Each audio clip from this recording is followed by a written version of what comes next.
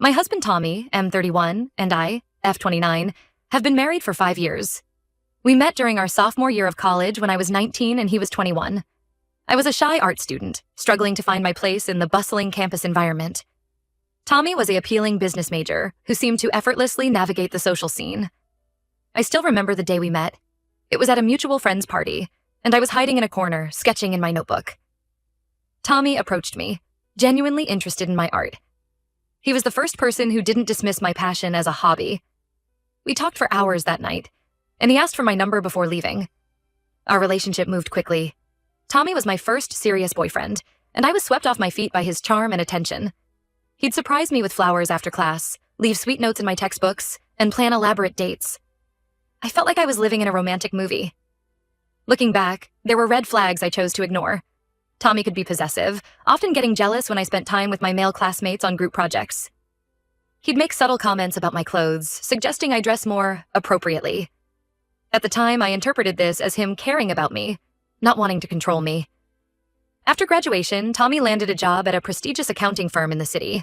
I was still figuring out my career path, so I took a job as a barista to pay the bills while building my design portfolio. Tommy proposed a year later, and I said yes without hesitation. I thought I had found my happily ever after. The first couple years of marriage were good, or so I thought. We bought a small house in the suburbs and settled into domestic life. I eventually got a job as a graphic designer at a local marketing firm. Our life was comfortable, if not exactly exciting. But over time, things began to change. Tommy started working later hours and seemed distant. He'd criticize my cooking, saying it wasn't as good as his mother's. He'd make snide comments about my job, implying that it wasn't as important as his. I tried to brush these off, telling myself all couples go through rough patches. About 2 months ago, Tommy's behavior became even stranger. He was constantly on his phone, smiling at texts. When I asked who he was talking to, he'd snap that it was just work. He started going out more often, claiming he was meeting colleagues for drinks. Last week, while doing laundry, I found a receipt in Tommy's pocket from a restaurant across town. It was dated for a day he told me he was working. Late. My heart sank. I know I shouldn't have, but I checked his phone while he was in the shower. There were dozens of texts to a contact saved as Delilah W. Delilah is Tommy's ex-girlfriend from high school. They dated for all 4 years and were voted most likely to get married in their yearbook. Tommy had told me they broke up amicably when they went to different colleges and remained casual friends. The texts I saw were far from casual. They were flirty, filled with inside jokes and plans to meet up. There were even a few selfies she had sent him. I confronted Tommy about it when he got out of the shower. He immediately got defensive, accusing me of invading his privacy. After a heated argument, he admitted he'd been meeting Delilah for lunch or coffee over the past couple months.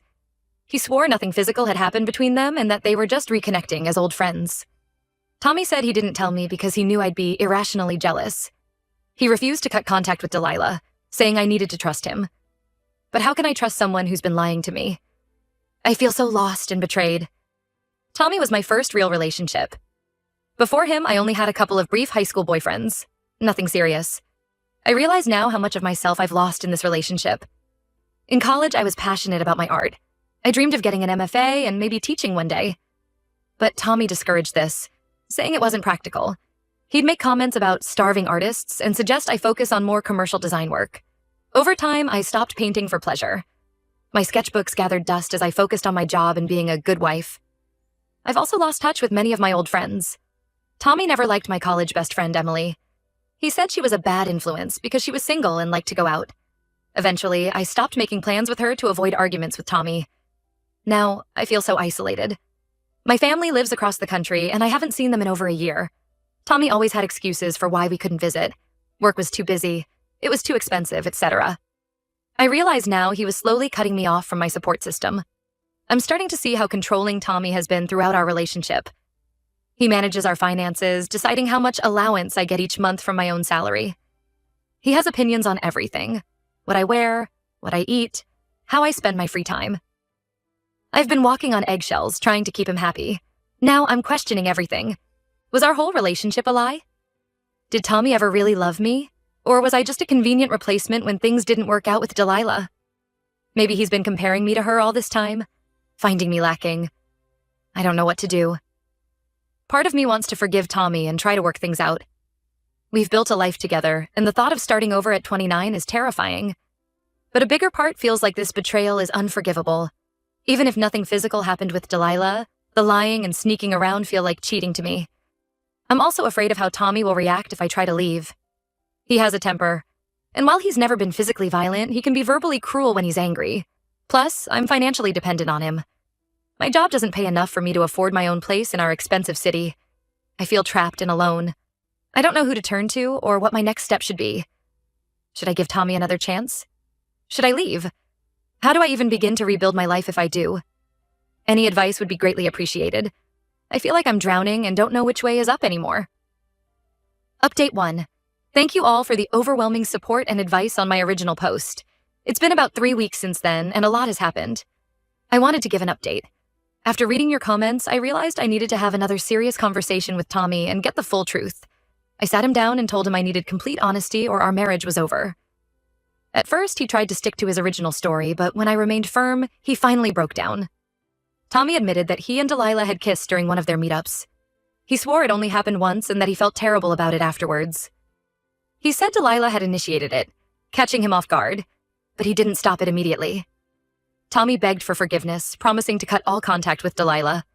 He offered to let me see all their messages and said I could track his location if I wanted. I was devastated all over again. Even if it was just a kiss, it felt like a huge betrayal. I told Tommy I needed some time and space to think. I packed a bag and went to stay with a coworker for a few days. Being away from Tommy gave me some much-needed perspective. During this time, I did a lot of soul-searching. I realized how much I'd lost myself in our relationship over the years. I hadn't picked up a paintbrush in months. I couldn't remember the last time I'd done something just for myself, without considering Tommy's opinion first. I decided to reach out to my old college roommate, Emily. We hadn't spoken in almost 2 years, ever since a big fight where Tommy had accused her of trying to lead me astray by inviting me to a girls' night out. I was nervous to call her, but Emily was incredibly understanding. We met up for coffee, and it felt like no time had passed. Emily listened without judgment as I poured out everything that had happened. Then she shared her own perspective, reminding me of incidents from college that I'd forgotten or downplayed. She reminded me of the time Tommy had shown up unannounced to a study group I was in, angry that I was working closely with a male classmate, or the time he'd accidentally spilled wine on a dress he deemed too revealing, right before we were supposed to go to a party. Emily said she'd always thought Tommy was controlling, but didn't want to overstep by saying anything. Hearing these stories from an outside perspective made me see how unhealthy our dynamic had become. I started to remember other incidents, times when Tommy had belittled my achievements or made me feel guilty for wanting to pursue my own interests. I also reached out to my younger sister, Mia. We've always been close, but our contact had become less frequent over the years. When I told her what was going on, she wasn't as surprised as I expected. Mia confessed that she'd been worried about me for a while, noticing how I seemed to have less energy and enthusiasm whenever we did talk. She had even suggested to our parents that they should visit, sensing something was off. Talking to Emily and Mia made me realize how isolated I'd become. I'd let Tommy become my whole world, and in the process, I'd lost important connections and parts of myself. During my time away, Tommy's behavior swung between extremes. He'd call or text constantly, alternating between profuse apologies and angry accusations. He'd promise to change 1 minute, then claim I was overreacting the next. It was emotionally exhausting. After a week, I decided to go back home. I felt I needed to face the situation head-on to make a final decision. When I arrived, the house was a mess. It was clear Tommy hadn't been taking care of himself. There were empty takeout containers everywhere and a worrying number of empty beer bottles. Tommy broke down when he saw me, begging me not to leave him. He promised to go to counseling, to be better.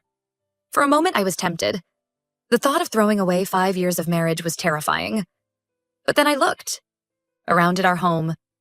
A home I realized I'd never felt truly comfortable in, and I knew what I had to do. I told Tommy I wanted a divorce. He didn't take it well at first. There was a lot of crying, bargaining, and anger, but eventually he seemed to deflate, as if accepting the inevitable. We're now in the process of separating our finances and figuring out next steps. It's painful and complicated, but I know it's the right decision for me.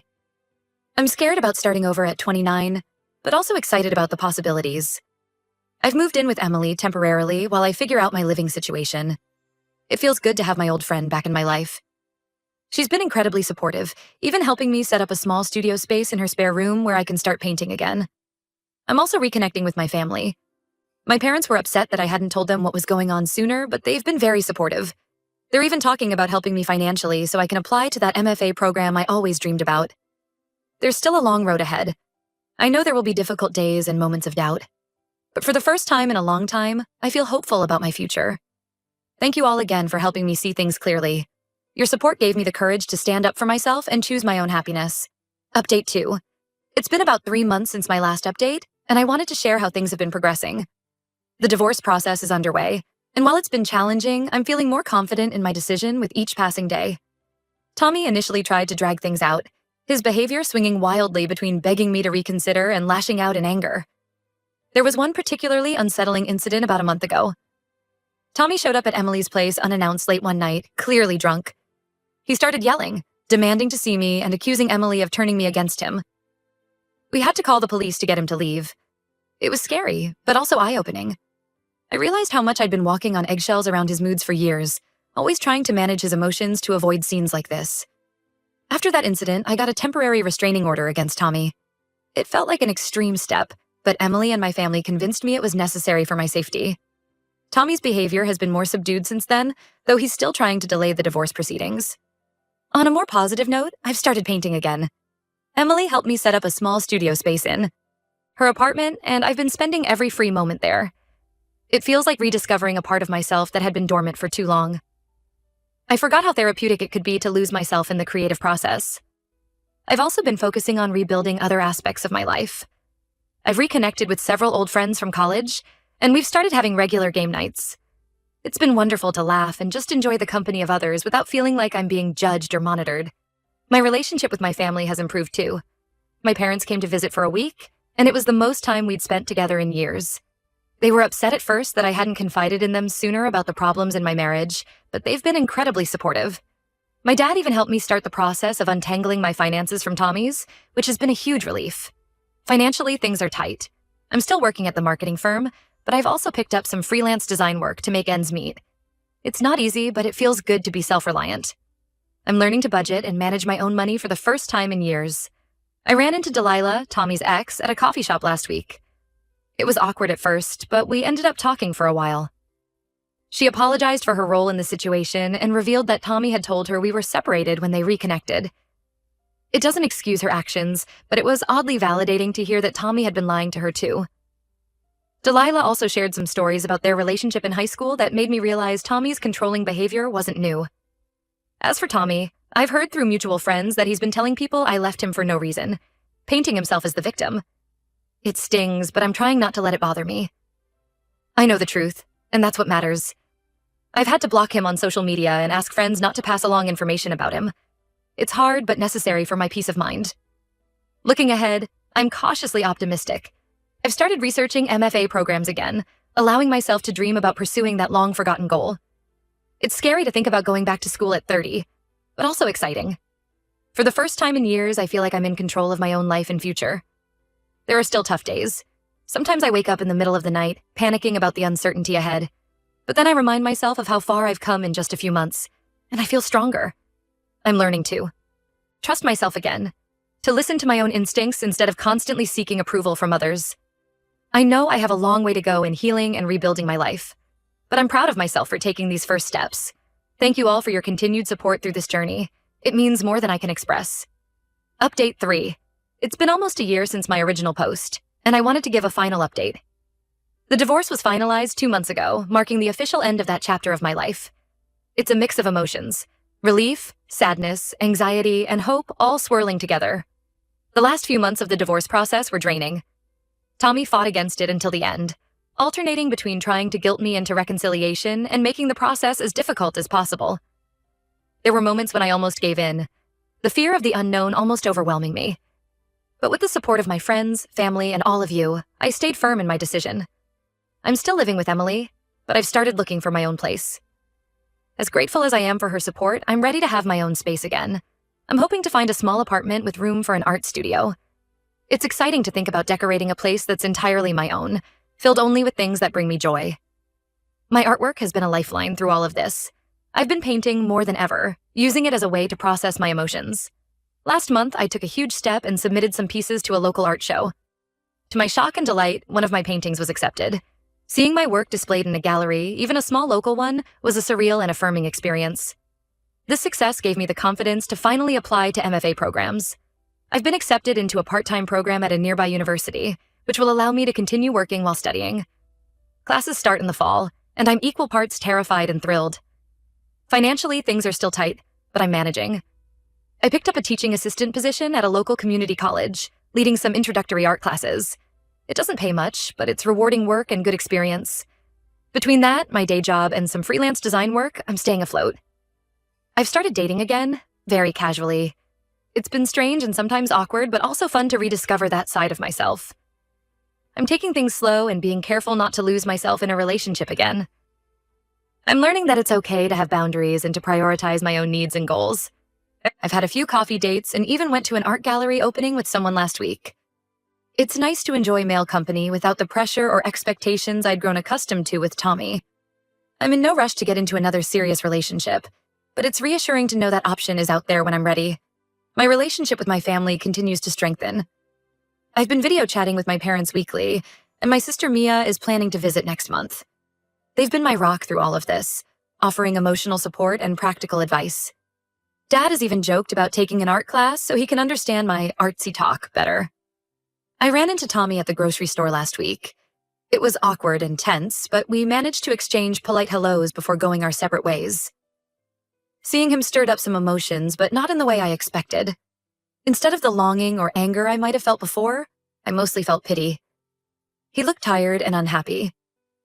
For a moment, I felt a twinge of guilt, wondering if I'd made the right choice. But then I remembered how light and free I've felt these past months, and I knew I had. There have been some unexpected challenges, too. I've had to navigate social circles where Tommy and I shared friends. Some have taken sides, while others have tried to remain neutral. It's been painful to lose some friendships, but it's also shown me who my true friends are. I'm grateful for those who have stood by me and offered support without judgment. Looking back on everything that's happened, I'm amazed at how much has changed in a year. There are still moments of doubt and fear, especially as I embark on this new phase of my life. Starting a graduate program at 30 feels daunting, and there are days when I wonder if I'm making the right choices. But then I look at my paintings, or I spend an evening laughing with friends, or I get excited about a new project at work, and I remember why I made this decision. I'm rediscovering parts of myself that I thought were lost, and I'm excited to see what the future holds. To anyone going through something similar, know that it does get better. It's not easy, and there will be tough days, but you're stronger than you think. Trust yourself, and don't be afraid to lean on others for support. Thank you all again for being part of this journey with me. Your support and advice truly made a difference.